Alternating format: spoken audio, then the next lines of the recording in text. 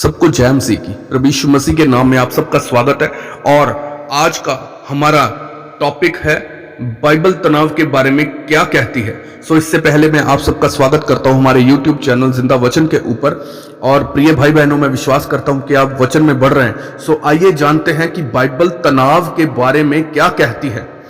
Bible में तनाव का विशेष रूप से उल्लेख नहीं किया गया है। पवित्र शास्त्र व्याकुलता, चिंता और परेशानी जैसी बातों के बारे में बात करता है, जिन्हें हम अक्सर तनाव के साथ जोड़ते हैं और हमें उनसे कैसे निपटना चाहिए, आइए बाइबल के वचनों से जानते हैं। हर कोई समय के किसी न किसी बिंदु पर तनाव से ग्रस्त होता है। हम स्वाभाविक रूप से इससे कैसे निपटते हैं, यह इस बात पर निर्भर करता है कि हम कौन हैं। कुछ लोगों के लिए भावनात्मक तनाव शारीरिक बीमारी का कारण बनता है। दूसरी ओर कुछ लोग तनाव के कारण मानसिक और भावनात्मक रूप से बीमार हो जाते हैं। तनाव एक सामान्य मानवीय अनुभव है, विशेष रूप से एक ऐसे संसार में जहां हमारे समय और ध्यान की मांगें समाप्त ना होने वाली प्रतीत होती हैं। हमारी नौकरियां, स्वास्थ्य, परिवार, पैसा, शादी, गर्लफ्रेंड, बॉयफ्रेंड, यहां तक कि सेवकाई की गतिविधियां हम पर भारी पड़ सकती हैं। तनाव का अंतिम समाधान यह है कि हम अपने जीवन को परमेश्वर के सामने समर्पण कर दें और बुद्धि के साथ साथ उन बातों को करने में सक्षम हों जिन्हें वह हमें कहते हैं। वह हमें सदैव पर्याप्त रूप से देता है, इसलिए हमें तनाव से पराजित होने की आवश्यकता नहीं है। तनाव का एक सामान्य कारण धन है। हम धन के ऊपर अधिक जोर देते हैं क्योंकि हमें कभी नहीं प्रतीत होता कि हमारे पास पर्याप्त धन है। हम अपने सभी बिलों का भुगतान करने में सक्षम होने के बारे में चिंता करते हैं।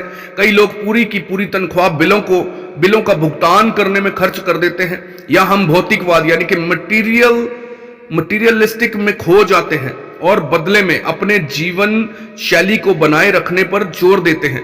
कुछ लोग धन के कारण बहुत अधिक तनावग्रस्त हो जाते हैं क्योंकि वे जीवन की मूलभूत आवश्यकताओं को प्रदान करने के लिए परमेश्वर के ऊपर भरोसा नहीं करते हैं।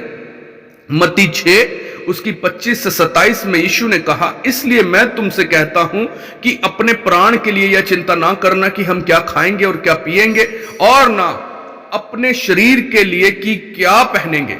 क्या प्राण भोजन से और शरीर वस्त्र से बढ़कर नहीं? तुम में कौन है जो चिंता करके अपनी आयु में एक घड़ी भी बढ़ा सकता है? यह सच है कि हमें धन के अच्छे प्रबंधक होने और अपने परिवारों को प्रदान करने के लिए कहा जाता है, परंतु हमें यह कभी नहीं भूलना चाहिए कि परमेश्वर ही सब कुछ हमें प्रदान करने वाला दाता है। यदि हम उसके हैं तो हमें डरने की आवश्यकता नहीं है कि वह हमें छोड़ देगा। दूसरी ओर ऐसे लोग भी हैं जिनका धन संबंधी तनाव उनकी सच्ची आवश्यकता की तुलना में सांसारिक लालच से अधिक होता है। मरकुस 4 उसकी 19 में लिखा, और संसार की चिंता और धन का धोखा और वस्तुओं का लोभ उनमें समाकर वचन को दबा देता है और वह निष्फल रह जाता है। यह झूठ की ऐसी चीजें तनाव को दूर करती हैं और प्रसन्नता, संतोष और हर्ष की ओर नहीं ले जाती हैं, बिल्कुल भी नहीं। कठिनाई या परीक्षा का सामना करते समय हम स्वयं को तनावग्रस्त पा सकते हैं।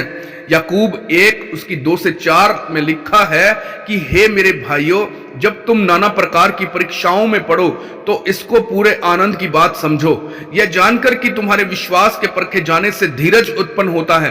पर धीरज को अपना पूरा काम करने दो कि तुम पूरे और सिद्ध हो जाओ और तुम में किसी बात की घटी ना रहे। जब हम कठिनाई का सामना करते हैं तो हम तनाव के आगे झुक सकते हैं, या हम इसे एक ऐसे साधन के रूप में देख सकते हैं जिसके द्वारा परमेश्वर हमारे विश्वास को दृढ़ कर सकता है और हमारे चरित्र को ढाल सकता है।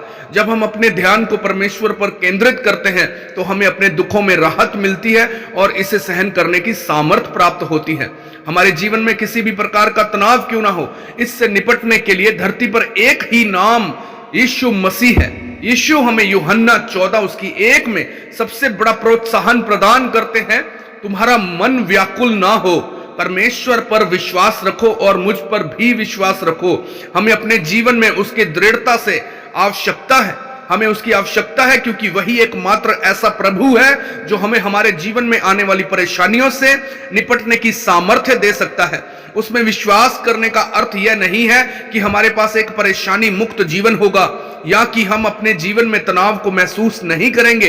इसका सीधा सा अर्थ यह है कि यीशु मसीह के बिना जीवन तनाव को एक असंभव और अक्सर दुर्बल कार्य बना देता है। विश्वास करने से भरोसा उत्पन्न होता है। नीति वचन 3 उसकी 5 से 6 आयत में लिखा कि तू अपनी समझ का सहारा ना लेना, वरन संपूर्ण मन से यहोवा पर भरोसा रखना, उसी को स्मरण करके सब काम करना, तब वह तेरे लिए सीधा मार्ग निकालेगा।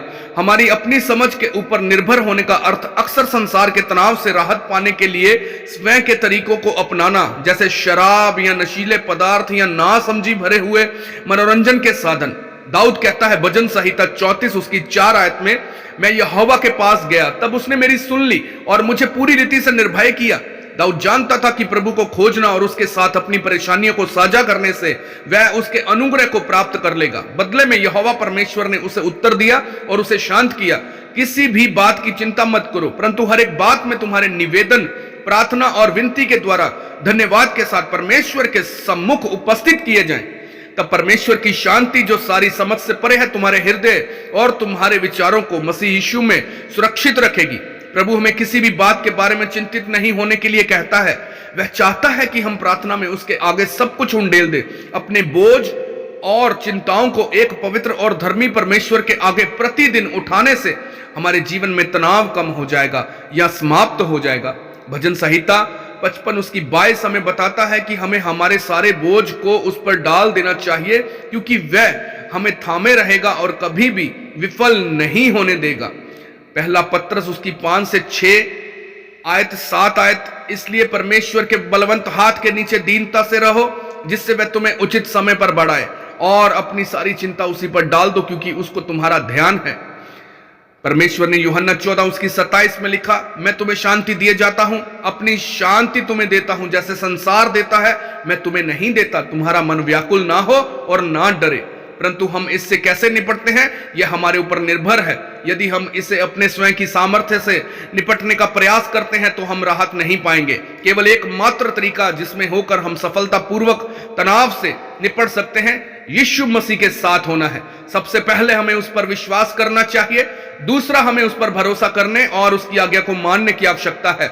हमें उस पर भरोसा करना चाहिए कि वह हमारे साथ वही करे जो सही है, क्योंकि उसके मार्ग सदैव हमारे लिए सबसे अच्छे होते हैं। आज्ञा की अवहेलना और पाप तनाव को उत्पन्न कर सकते हैं और हमें शांति और आनंद के एकमात्र साधन से दूर कर सकते हैं। उसकी आज्ञाओं को मानकर हम एक प्रेमी परमेश्वर से सच्चे संतोष की आशीष प्राप्त करते हैं।